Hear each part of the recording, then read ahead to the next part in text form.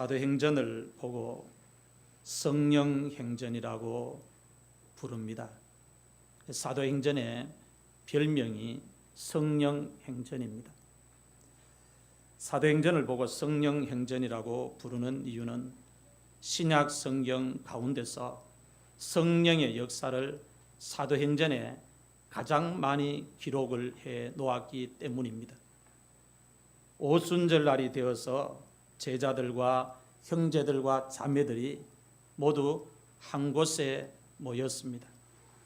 그들이 모두 한 곳에 모여 있었는데 성령께서 그들이 모여 있는 그곳에 임했다고 말씀합니다. 성령이 모인 사람들에게 임하면서 모인 그곳이 교회가 되었다고 이야기합니다. 교회의 탄생을 사도행전은 이야기를 하고 있고 기록을 해서 우리에게 알려주고 있습니다. 성령이 임함으로 인하여 그곳에 모인 사람들이 성령을 받고 성령을 받은 그들이 하나님 앞에 예배드리고 기도하면서 모인 공동체가 교회가 되었다는 것입니다. 교회가 영적으로 죽지 않고 계속 살아있는 교회가 되려면 성도들이 계속 성령을 충만하게 받아야 합니다. 끊임없이 성령을 사모하고 끊임없이 성령께 붙들리기를 원하고 성령의 충만을 계속 구할 때 교회가 영적으로 죽은 교회가 되지 아니하고 영적으로 살아있는 교회가 될 수가 있다는 것입니다. 성령이 임하면 교회가 거룩한 공동체가 될 수 있습니다. 성령이 임하면 교회가 사단의 견고한 진을 무너뜨릴 수가 있습니다. 성령이 임하면 성도들이 영적으로 강한 군사가 될 수가 있습니다. 성령이 임하는 것이 너무나 중요합니다. 성도들 개개인이 성령을 충만하게 받으면 영적으로 강한 군사로 무장이 된다는 겁니다. 그래서 교회가 시작부터 주님 오실 때까지 계속 매달리고 사모해야 되는 것이 성령을 구해야 되는 거예요. 성령을 구해야 되는 거예요. 저도 강단에 뒤에 앉아서 끊임없이 속으로 마음 속으로 입술로 고백합니다. 성령님 오늘도 도와주세요. 저를 혼자 세우지 마세요. 저 혼자 세우면 제가 무엇을 할 수 있습니까?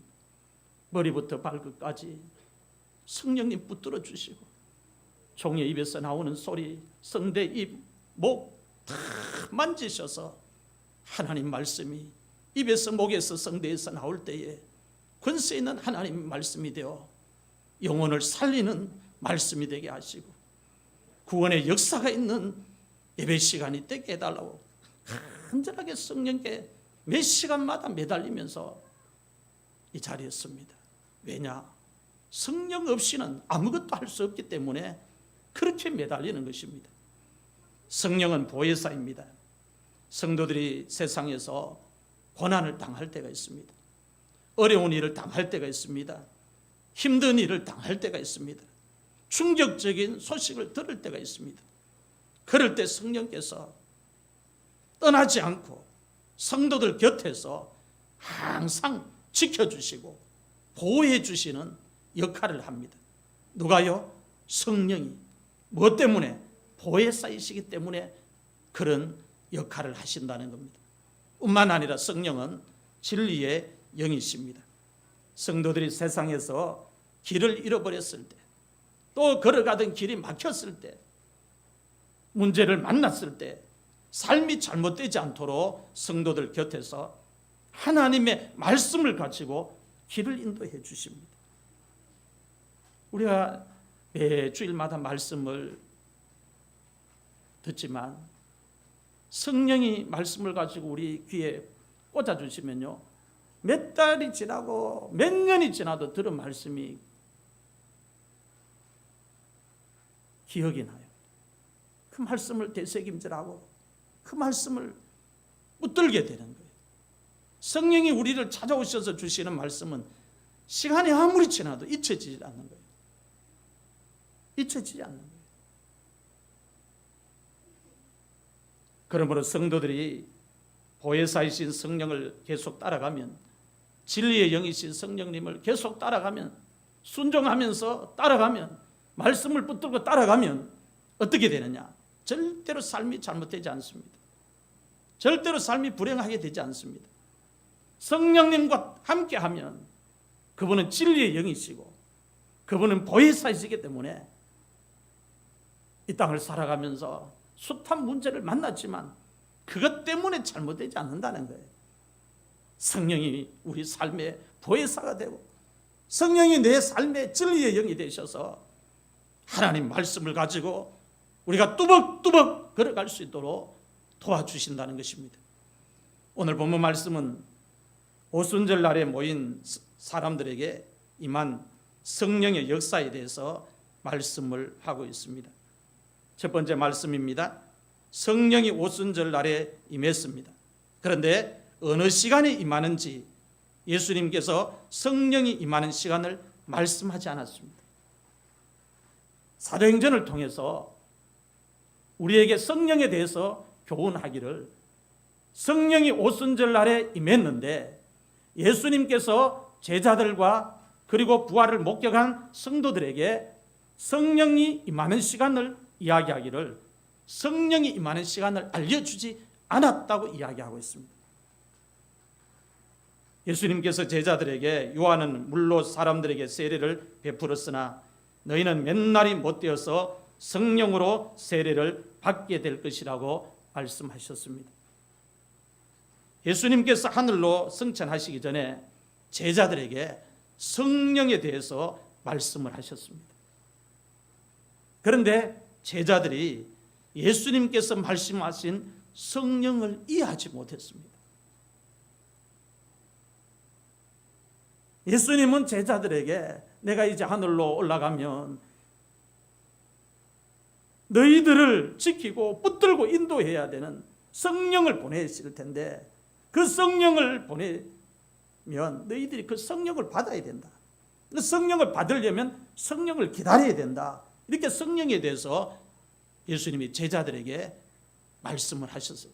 그런데 제자들은 성령을 한 번도 본 적도 없고 경험한 적도 없으니까 지금 예수님이 무슨 말씀을 하시는지를 이해를 하지 못한 거예요.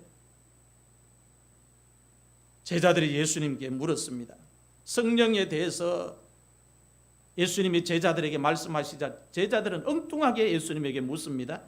예수님께서 이스라엘 나라를 회복하시는 때가 이때입니까? 제자들이 이스라엘 나라가 회복하는 때가 언제인지 묻자 예수님께서 제자들에게 말씀하셨어요.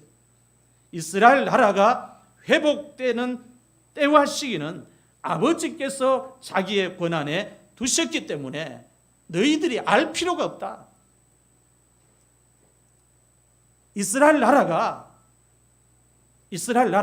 지금 로마의 압제를 받고 핍박을 받고 주권을 잃어버리는 이 나라가 다시 주권을 되찾고 회복되는 때는 너희들이 지금 관심을 갖고 있지만 그것보다 더 관심을 가져야 되는 게 있는데 그걸 관심을 가져야 한다. 이스라엘 나라가 다시 주권을 찾고 회복하는 것을 너희가 때와 시기를 알 필요가 없다. 그게 중요한 게 아니다. 그게 중요한 게 아니다. 그렇게 말씀을 예수님이 하셨습니다. 그리고 예수님이 너희들이 내 제자로서 꼭 알아야 되는 것이 있다고 말씀하셨습니다. 제자들이 예수님의 제자로서 꼭 알아야 할 것이 무엇인가 하면 하나님 아버지께서 약속하신 성령이 너희에게 임하시면 너희가 권능을 받고 예루살렘과 온 유대와 사마리아와 땅끝까지 이르러서 내 증인이 되는 것이다. 이것을 꼭 알아야 한다는 겁니다. 여러분, 신앙생활의 핵심은 성령을 받는 것입니다. 성령을 뜨겁게 받고 나면 우리가 바뀌게 돼 있어요. 옛 사람이 바뀌고 육체적인 사람들이 영적인 사람으로 바뀌고 세상의 가치관을 가진 사람들이 하늘의 가치관을 가지는 사람으로 다 바뀌는 거예요. 성령을 받게 되면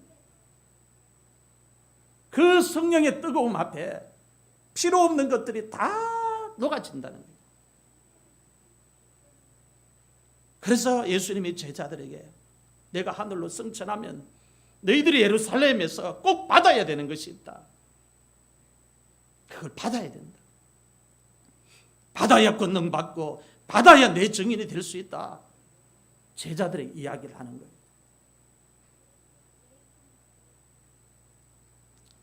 예수님께서 성령에 대해서 설명하시는 말씀을 듣고 그때 제자들이 비로소 성령을 왜 기다려야 되는지, 성령을 왜 받아야 되는지 이유를 분명하게, 이유를 확실하게 깨달았습니다.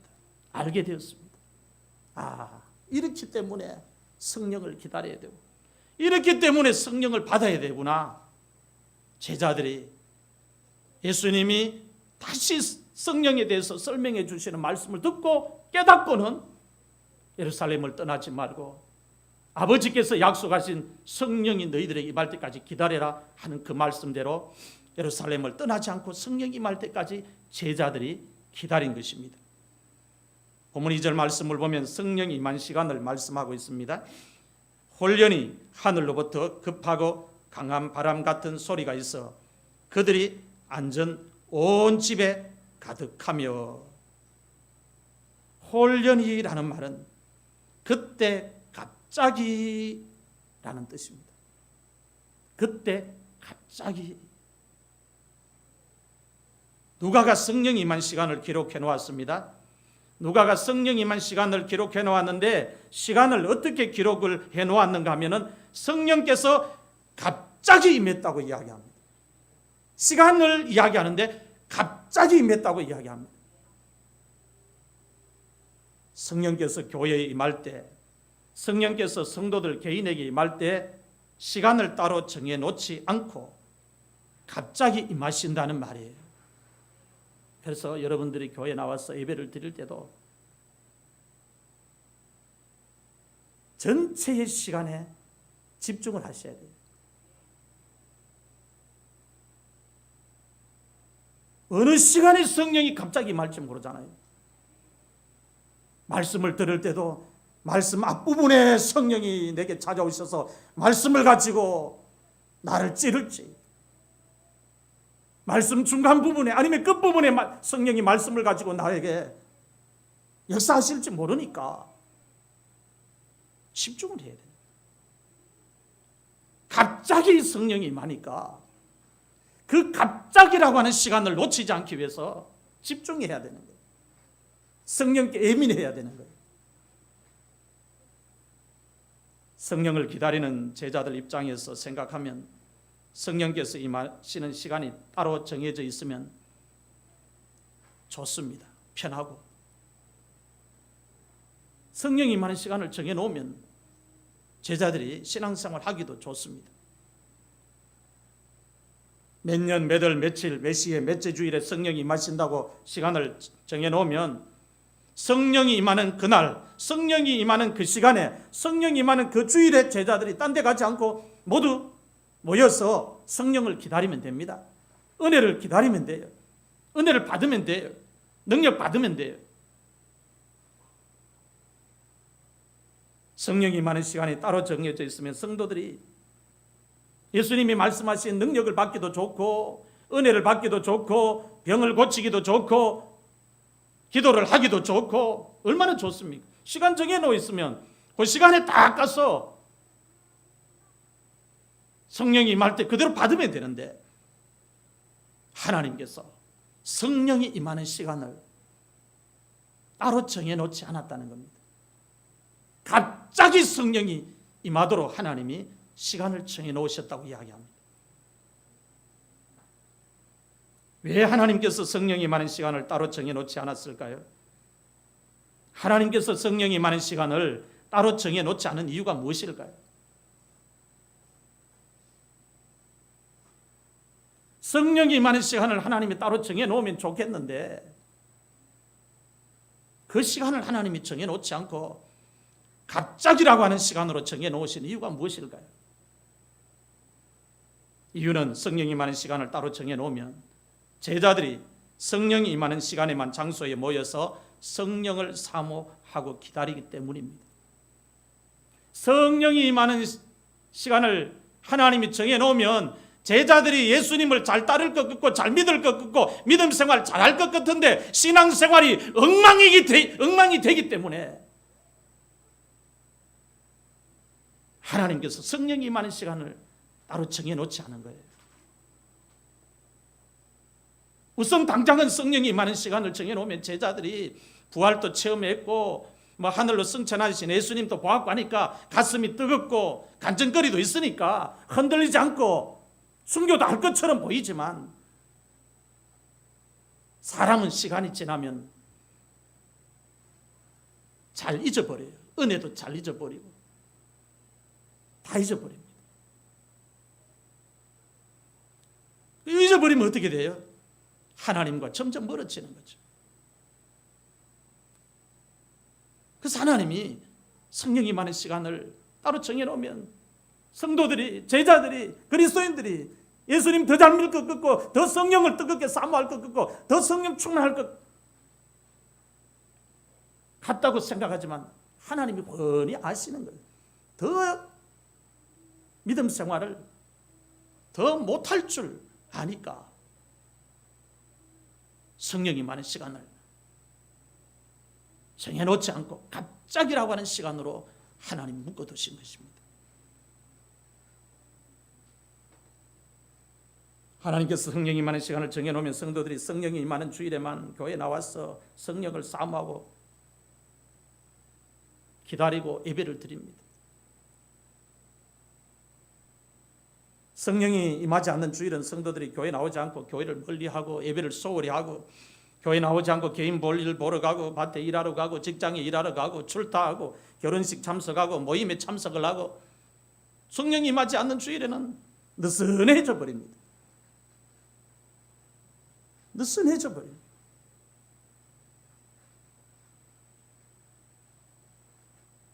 성령이 임하는 시간을 하나님이 안 정해놨기 때문에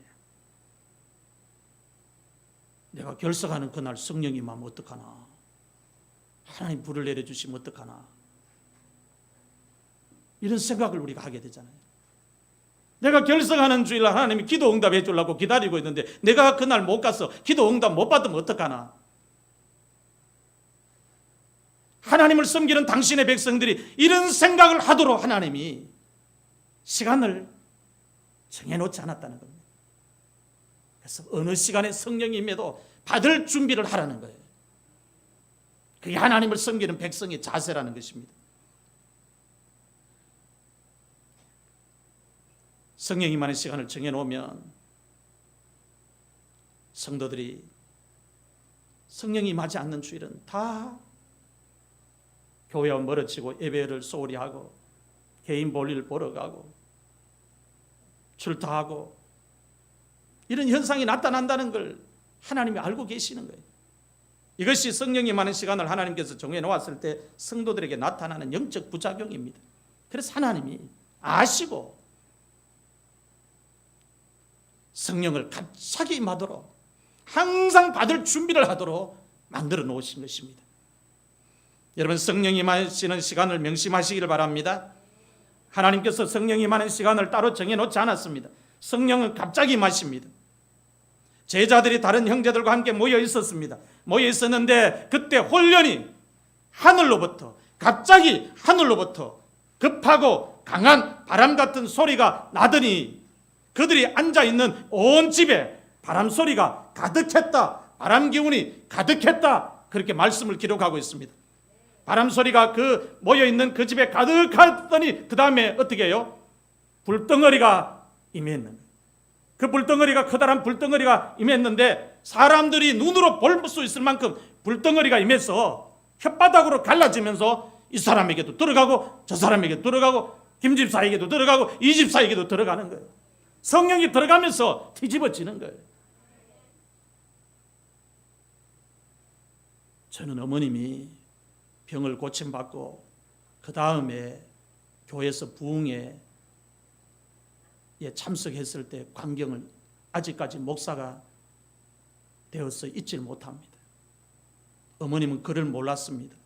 예수 믿고 나중에 성경 읽다가 그를 깨우쳤어요. 그래서 어머님 당신은 예배 시간에 강단에서 주의 종이 말씀을 전하면 그를 못 읽으니까 늦게 믿었지만 제일 앞에 눈치 봐가면서 앉으셨어요. 말씀을 다른 사람보다 더 귀를 기울여서 들어야 그를 못 읽으니까 듣는 것으로 깨우쳐야 되니까 그렇게 발버둥을 치셨어요.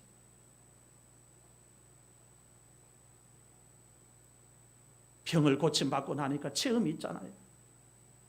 그러니까 부흥에 참석하는데도 제일 앞에 앉아가지고 그를 모르니까 찬송 가사도 뭐 예수 믿은 지 얼마 안 되니까 박수만 치는 거예요. 제가 그 부흥회 뒤에 초등학교 때 뒤에 앉아가 봤어요. 그 부흥 강사 목사님 손들어 아멘하라 그러면 손들어 아멘하라, 할렐루야 그러면 할렐루야, 시키는 대로 하는 거예요. 어린아이처럼. 그러면서 설교 말씀이 끝나고 난 후에 목사님이 주여 세 번 부르고 통성기도 하자 하면서 그렇게 기도하는데 그 기도 시간이 얼마나 뜨거운지. 옛날엔 교회 마룻바닥이었잖아요. 그 마룻바닥이 꺼져버렸어요. 방석 이 2개 길이만큼. 얼마나 성도들이 찬송 부르면 일어서면서 발을 굴렀는지 그걸 꺼지는 걸 저는 목격했어요. 그런데 앞에서 기도하는 어머님 중심으로 그 앞에 기도하는 분들이 순식간에 나무가 쓰러지듯이 아악 하면서 다 쓰러지는 거예요. 입신이 동시에 다 들어가는 거예요.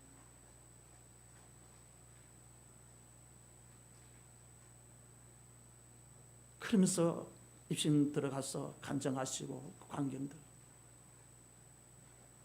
한국 교회가 이것이 저력이었습니다. 이게 힘이었어요. 이렇게 예수 만나고 이렇게 성령 체험하니까 가난도 이기고 병도 이기고 온갖 시험 다 이기고 남편 핍박해도 이기고 교회 아니면 안 된다, 예수 아니면 안 된다 목숨 걸고 아버지 앞에 나왔잖아요. 그런데 지금 한국 교회는 팔다리 다 잘려져 있지 않습니까? 몸집은 커져 있는데 힘이 없는 거예요. 성령의 역사가 없으니까. 성령의 역사가 없으니까 머리로만 예수 믿는 거예요. 머리로만 예수 믿는 거예요. 저는 여러분들을 보면서 안타까운 게 있어요. 어머님 글 몰라가지고 말씀 놓칠까 봐 제일 앞에 제가 보는 데서 교회 권사님이 여기는 교회 집사되고 한참 있어야 앞에 앉는 자리입니다 하는 소리까지 제가 들었어요. 교회가 그런 곳입니다. 그런 멸시 받아가면서도 어머님 당신은 그를 몰라서 강단에서 소리 말씀 그걸 놓치기 싫어 제일 앞에 앉아가 듣는 거예요. 누구에게 성령이 임했는가를 설명하기 위해서 제가 이야기합니다. 성령은 멀찍이 예배의 방관자로 있는 사람에게 임하지 않습니다. 그 예배를 기다리고 말씀을 기다리고 하나님이 내게 찾아오실 것을 마음의 문을 열고 기다리는 사람에게 성령이 불을 가지고 찾아와요. 볼지어다 내가 문 밖에 서서 두드리노니 누구든지 내 음성을 듣고 문을 열면 내가 그에게로 들어가 그로 더불어 먹고 그는 나로 더불어 먹으리라. 주님 말씀하셨잖아요. 오늘 여러분들이 예배를 드리러 와서 예배의 방관자가 되지 마시길 바랍니다. 여러분 저희 어머님보다 훨씬 더 유리한 위치에서 믿음 생활하고 있지 않습니까? 글도 알지요. 그런데 더 유리한 위치에서 왜 성령을 뜨겁게 체험한 게 없습니까? 한 번도 왜 체험한 적이 없습니까? 더 많이 알고 했으면 뭔가 달라도 달라야 되잖아요.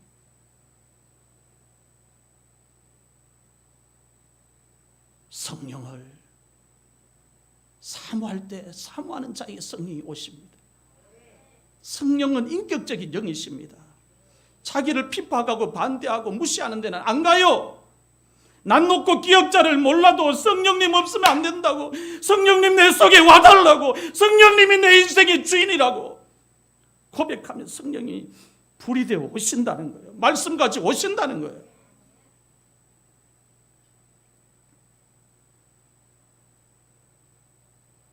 성령이 많은 시간을 하나님만 아십니다. 하나님 외에는 아무도 성령이 많은 시간을 몰라요. 성령이 많은 시간을 하나님만 아시기 때문에 성도들이 예배를 드릴 때마다 성령을 간절하게 사모해야 되고 성령을 기다려야 되는 거예요. 오늘 우리들이 예배를 드리는 시간에 성령께서 갑자기 임하신다는 걸 기억하세요. 말씀을 사모하면서 들을 때 성령님이 갑자기 임하십니다. 찬송을 힘차게 부를 때 성령님이 갑자기 임하십니다. 뜨겁게 기도할 때 성령님이 갑자기 임하십니다. 성경을 읽을 때 같이 읽자고 하면서 같이 읽을 때 성령이 갑자기 임하십니다. 하나님의 말씀을 들으면서 아멘할 때 성령이 갑자기 임하십니다. 성령이 임하면 몸이 아픈 사람은 병이 깨끗하게 치료되는 역사가 나타납니다. 성령이 임하면 문제를 가지고 있는 사람은 문제가 해결되는 역사가 나타나요. 성령이 임하면 마음이 답답한 사람은, 가슴이 답답한 사람은 그 답답함이 가슴이 시원해지는 역사로 나타나는 겁니다. 성령이 임하면 마음이 불안한 사람이 마음이 평안해지는 역사가 나타납니다.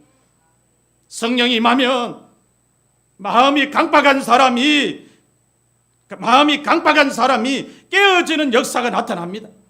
성령이 임하면 영적으로 묶인 사람은 묶임에서 풀려나는 역사가 나타납니다. 성령이 임하면 더러운 귀신에게 사로잡혀 있는 사람은 귀신이 떠나가는 역사가 나타나요. 성령이 임하면 마음에 상처가 있는 사람은 상처가 깨끗하게 치료되는 역사가 나타납니다. 사람은 상처를 치료할 수 없습니다. 그런데 성령이 임하면 미운 사람 마음속에 사라집니다. 안타깝게 마음속에 느껴지는, 그래서 그 사람을 위해서 기도하게 되는 거예요. 이런 마음 안 주면요, 여러분들이 사람 미워하다가 상처받다가 허송세월 다 보냅니다. 성령이 임하면 내 마음속에 깊숙하게 박힌 상처를 치료해 준다는 거예요. 여러분, 목사님들 상처 안 받을 것 같아요. 성도들에게. 목사님들, 왜 사모님들하고 목사님들이 병에 많이 걸리겠습니까? 목회하다 보면 온갖 소리를 다 들으니까 상처를 많이 받아요. 그 상처를 성령님이 치료 안 해주면 목회 끝까지 하는 게 힘듭니다. 끝까지 하는 게. 성도들도 믿음 생활하다 보면 주의 종들에게도 상처받을 수 있고 같은 성도들에게도 상처받을 수 있습니다. 성령님이 임하면 그 상처가 치료된다는 거예요. 성령님이 임하면. 그래서 성령님이 우리 신앙생활의 답이에요. 답. 성령이 임하면. 성령이 임하면 부모의 가슴에 근심을 안겨주던 자식이 부모의 가슴에 기쁨을 안겨주는 자식으로 바뀌는 겁니다. 아무리 사정해도 자식 안 돌아오고 마음 안 고치고 속 터지고 속이 꼴마서 쓰라립니다. 성령이 임하면 가슴에 근심을 주던 자식이 기쁨을 안겨주던 자식으로 바뀌는 거예요. 성령이 임하는 것이 그렇게 중요하다는 것입니다. 성령이 임하면 길이 막혔던 사람에게는 길이 열리는 역사가 나타납니다. 성령이 임하면 가정이 묶여있던 사람이 가정이 풀려지는 역사가 나타나는 거예요. 오순절날 성령을 기다리는 사람들에게만 성령이 필요합니까? 그렇지 않습니다. 그렇다면 사도행전에 성령을 기록할 필요가 없습니다. 주님이 땅에 다시 오실 때까지 성도의 신앙생활에 성령님이 반드시 필요하고 성령님이 함께 하셔야 되고 성령님이 은혜를 부어주셔야 되기 때문에 사도행전에 성령을 기록하고 성령을 기다리라고 가르치고 있는 거예요. 두 번째로, 각 나라 사람들이 말을 알아들을 수 있도록 모인 사람들이 모두 다른 나라 말로 방언을 하는 역사가 나타났다고 말씀을 기록하고 있습니다. 저는 이 말씀을 읽고 말씀을 준비하면서 가슴이 막 설려요. 이야, 놀라운 성령의 역사를 지금 사도행전 2장에서 기록하고 있는 거예요.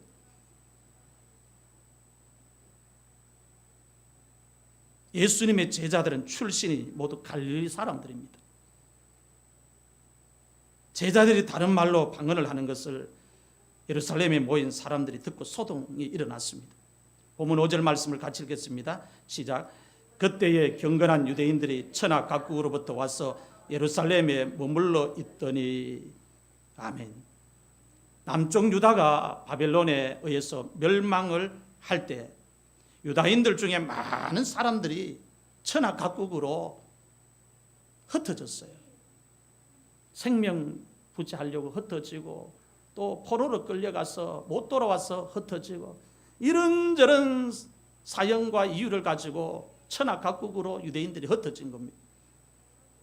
이렇게 천하 각국으로 흩어진 유대인들이 오순절 절기를 지키기 위해서 각국으로부터 올라와서 예루살렘에 머물고 있었다고 이야기합니다. 유대인들은 어느 지역에 흩어져도 하나님이 지키라고 하는 그 절기를 지키기 위해서 순례자의 길을 떠나는데 그 순례자의 길을 떠날 때에 만나는 길들을 시편은 박하골짜기라고 이야기합니다. 죽음의 골짜기를 지날 만큼 그 순례의 길이 험하다고 이야기합니다. 그래도 예루살렘에 올라와서 하나님이 지키라는 그 절기를 지키기 위해서 천하 각국으로부터 몰려와서 예루살렘에 절기를 지키기 위해서 기다리고 있는 거예요. 흩어진 유대인들이 각국으로부터 와서 예루살렘에 머물고 있는데 성 안에서 소리가 들렸습니다. 성 안에서 소리가 들리는데 자기들이 알아들을 수 있는 말로 방언을 하는 소리가 들렸다고 말씀을 하고 있습니다. 자기들이 알아들을 수 있는 방언을 했다는 거예요. 소리를 들어보니까 그들이 모두 갈릴리 사람들이라는 것을 알게 되었다고 말씀합니다. 학자들에 의하면 갈릴리 사람들만 따로 낼 수 있는 독특한 후듬이 있다고 말합니다. 우리나라에도 보면 경상도 사람들만 따로 낼 수 있는 셈 발음이 있습니다. 충청도 사람이나 강원도 사람에게 욕하라고 하면 욕을 해도 부드럽게 들립니다. 아무리 욕을 이렇게 해라고 가르쳐줘도 충청도 사람이나 강원도 사람은 욕을 하면 부드럽게 들려요. 그런데 경상도 사람들은 센 욕도 아닌데 하면 억수로 세게 느껴져요. 경상도 사람들만 낼 수 있는 특유의 센 발음 때문에 그렇습니다. 유대인들도 여러 지역의 사람들이 살고 있는데 이 갈릴리 사람들만 내는 독특한 후두음이 있는 거예요.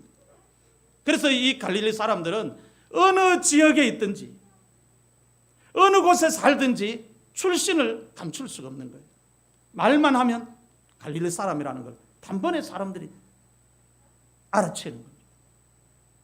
베드로가 대제사장 집 안뜰 바깥쪽에 앉아 있다가 한 여종이 베드로를 보고 너도 예수와 함께 있었던 사람이라고 말을 하자 베드로가 모든 사람들 앞에서 예수님을 부인했다고 성경이 기록을 하고 있습니다. 베드로가 예수님을 부인했지만은 이 베드로가 갈릴리 출신인 걸 어떻게 알았느냐 하면은 베드로가 예수님을 부인할 때 낸 말소리 때문에 출신이 갈릴리 사람이라는 것이 밝혀졌다고 성경에 기록을 하고 있어요. 마태복음 26장 69절에서 73절 말씀을 같이 읽겠습니다. 시작. 베드로가 바깥들에 앉았더니 한 여종이 나와 이르되 너도 갈릴리 사람 예수와 함께 있었도다 하거늘 베드로가 모든 사람 앞에서 부인하여 이르되 나는 내가 무슨 말을 하는지 알지 못하겠노라 하며 안문까지 나아가니 다른 여종이 그를 보고 거기 있는 사람들에게 말하되 이 사람은 나사렛 예수와 함께 있었도다 하며 베드로가 맹세하고 또 부인하여 이르되 나는 그 사람을 알지 못하노라 하더라. 조금 후에 곁에 섰던 사람들이 나와 베드로에게 이르되 너도 진실로 그 도당이라 내 말소리가 너를 표명한다 하거늘. 아멘.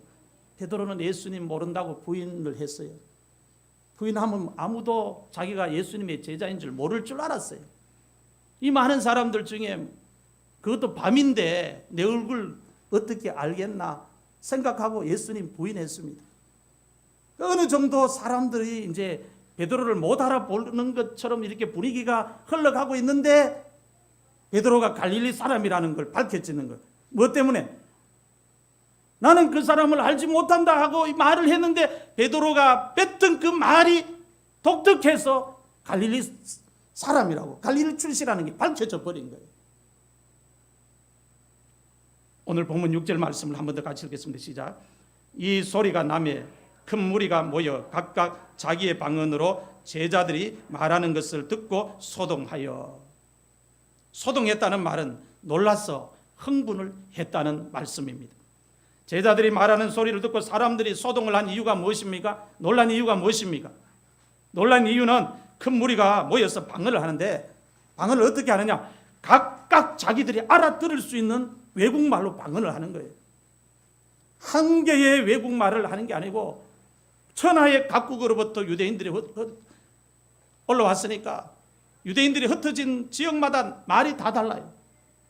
근데 말이 다 다른데 큰 무리가 모여서 기도하면서 방언을 하는데 그 무리가 내는 소리를 예루살렘에 올라온 사람들이 듣는데 여러 지역에서 올라와서 언어가 다 다른데 그 와 있는 사람들이 전부 각자의 언어로 방언이 다 들리는 거예요. 방언이 들리는데 가만히 생각해 보니까 누가 방언을 하고 누가 외국말을 하느냐? 그 말소리를 들어보니까 갈릴리 사람들이라는 거예요. 그 발음 때문에 알게 된 거예요. 유대인들이. 갈릴리 사람들은 외국말을 배울 수 있는 환경과 거리가 먼 사람들입니다. 다시 말하면 갈릴리 사람들은 다른 나라 말을 할 수 없는 무식한 사람들이라는 거예요. 그런데 이렇게 무식한 사람들이 지금 모여서 외국말을 하고 있습니다.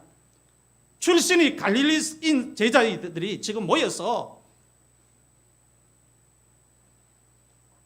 외국말을 유창하게 하고 있어요. 한 개의 외국말을 하는 것도 아니고 여러 나라의 말을 거침없이 지금 하고 있는 거예요. 이런 갈릴리 출신 제자들이 여러 나라의 외국말을 한다는 것이 가능한 일입니까? 불가능한 일입니다. 그래서 예루살렘에 모인 사람들이 그걸 알고 놀란 거예요. 저 갈릴리 출신들은 외국말을 할 수 없는 무식한 사람들인데 지금 저들이 지금 모여서 방언을 하는데 외국말을 하는데 한 개의 외국말을 하는 게 아니고 여러 나라의 외국말을 유창하게 하니까 예루살렘에 모인 사람들이 신기하게 생각하고 놀라버리는 거예요. 그래서 소동이 일어난 것입니다. 보면 7절 8절 말씀을 같이 읽겠습니다. 시작. 다 놀라 신기하게 여겨 이르되 이 말하는 사람들이 다 갈릴리 사람이 아니냐? 우리 각 사람이 난 곧 방언으로 듣게 되는 것이 어찜 됨이냐? 아멘. 예수님의 제자들이 정규 교육을 제대로 받지 못했습니다. 정규 교육을 제대로 받지 못한 사람들이 지금 정규 교육을 받은 사람들보다 다른 나라의 말을 더 유창하게 잘하고 있습니다. 어떻게 이게 가능합니까? 우리는 창세기를 통해서 그 대답을 찾아낼 수 있어요. 천하의 언어가 하나의 언어였는데 인간이 욕망을 가지고 하나님과 같이 되고 싶어 바벨탑을 샀습니다. 그래서 하나님이 하나의 언어를 흩어버린 거예요. 하나님은 사람이 사용하는 언어를 하나로 통일시키기도 하시고 흩으시기도 하시는 거예요. 그래서 하나님이 하나님 나라의 일꾼으로 하나님의 자녀들을 사용하실 때 세상의 지혜와 지식으로는 할 수 없는 외국말을 특별하게 은사로 주셔서 하나님의 말씀을 전하게 하시고 복음을 증언하는 증인으로 사용하시는 거예요. 하나님이 못하시는 일이 없다는 겁니다. 언어도 하나님이 주관하시는 거예요. 언어도 하나님이 주관하시는 거예요. 그래서 우리의 자녀들이 외국어를 이렇게 어릴 적부터 한번 잘 이렇게 시켜보려고 부모가 경제적인 능력 되면 뭐 원어민 교사까지 붙이잖아요.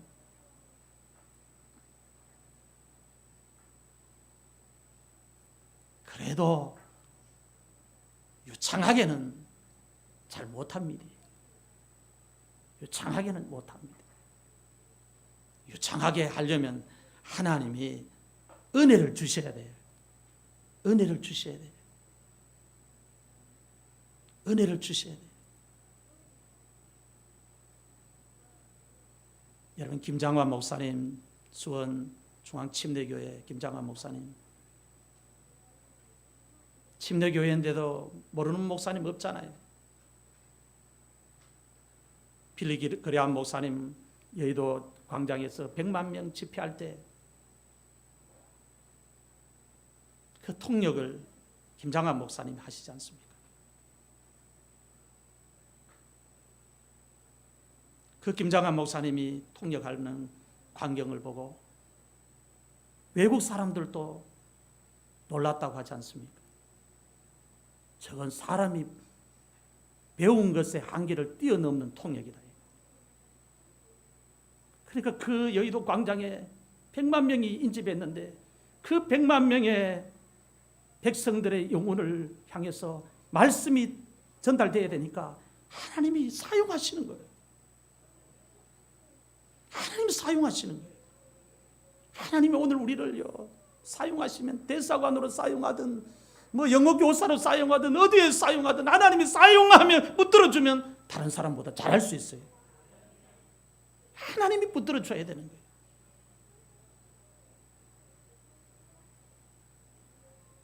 제자들이 외국말을 하는 것을 보고 예루살렘에 모인 유대인들이 신기하게 생각하면서 말을 했습니다. 지금 외국말을 하는 저 사람들은 모두 갈릴리 사람들이 아니냐, 무식한 사람들이 아니냐, 정규 교육을 받지 못한 사람들이 아니냐, 한 개의 다른 나라 말도 발음이 서툴어서 제대로 흉내도 내지 못하는 사람들이 아니냐. 그런데 지금 저들이 천하 각국으로부터 온 사람들의 언어를 다 이야기하지 않느냐 하면서 놀란 거예요. 소동이 일어난 거예요. 예루살렘이 발칵 뒤집어진 거예요. 이 예루살렘에 천하 각국으로부터 모인 유대인들에게 소동을 일으킨 장본인이 누구입니까? 성령입니다. 성령. 성령이 역사하니까 무식한 사람들의 입이 열리는 거예요. 그 입이 열리는 걸 보니까 사람들이 보고 놀라고 신기하게 생각하면서 소동이 일어난 것입니다. 여러분, 성령이 임하면 사람들에게 반드시 소동이 일어납니다. 소동이 일어나야 사람들이 복음을 듣고 구원받는 역사가 나타납니다. 소동이 일어나야 모인 사람들이 하나님의 말씀을 듣고 회개하는 역사가 나타납니다. 소동이 일어나야 복음이 사람들에게 전파됩니다. 소동이 일어나야 예수 그리스도가 사람들에게 전파가 돼요. 소동이 일어나야 우상의 소굴이, 귀신의 소굴이 교회가 세워지는 역사가 나타납니다. 영적 소동이, 성령이 일으킨 소동이 그만큼 중요한 거예요. 오늘 여러분의 가정에 합신 가정이 아직 되지 못했다면 성령님이 여러분의 가정에 오셔서 소동을 일으키시는 역사가 나타날 수 있기를 축원합니다. 성령이 가셔가지고 소동을 일으키면 가정이 뒤집어져요. 복음으로 뒤집어져요. 예수 그리스도를 찬미하는 역사가 나타납니다. 사는 성도 여러분, 오순절 날에 기다리던 성령이 강한 바람으로 성도들에게 임했습니다. 불덩어리가 혀같이 갈라지면서 성도들에게 임했습니다. 교회의 생명은 성령이 역사하는 데 있습니다. 아무리 연약한 성도들이, 가난한 성도들이, 병든 성도들이 모여도요, 성령이 그 교회에 임하면 그 교회는 하나님이 붙들고 사용하기 때문에 힘이 있어요. 성령이 임하지 않으면 교회에 유식한 사람 많이 들어오고 돈 많이 버는 사람 많이 들어오고 세상에 힘 있는 사람 많이 들어와가 교회가 잘 될 것 같아도 성령이 임하지 않으면 싸우다가 시간 다 보냅니다. 성령이 교회의 핵심이라는 거예요. 교회 사역의 핵심도 성령입니다. 성령이 역사하지 않으면 죽은 교회입니다. 오순절 날이 이미 이름에 그들이 다 같이 한 곳에 모였더니 홀연히 하늘로부터 급하고 강한 바람 같은 소리가 있어 그들이 앉은 온 집에 가득하며 마치 불의 혀처럼 갈라지는 것들이 그들에게 보여 각 사람 위에 하나씩 임하여 있더니 그들이 다 성령의 충만함을 받고 성령이 말하게 하심을 따라 다른 언어들로 말하기를 시작했다고 말씀을 하고 있습니다. 놀라운 성령의 역사를 누가가 사도행전에 기록해서 오늘 우리들에게 가르쳐주고 있습니다. 성령이 임하면 그 상 안에 사는 사람들이 모두 놀라서 영적으로 소동하는 역사가 나타나는 것입니다. 오늘 우리 남천성리 교회를 통해서 이 도시에 사는 사람들이 크게 소동하는, 크게 놀라운 역사가 일어날 수 있기를 주의 이름으로 축원합니다.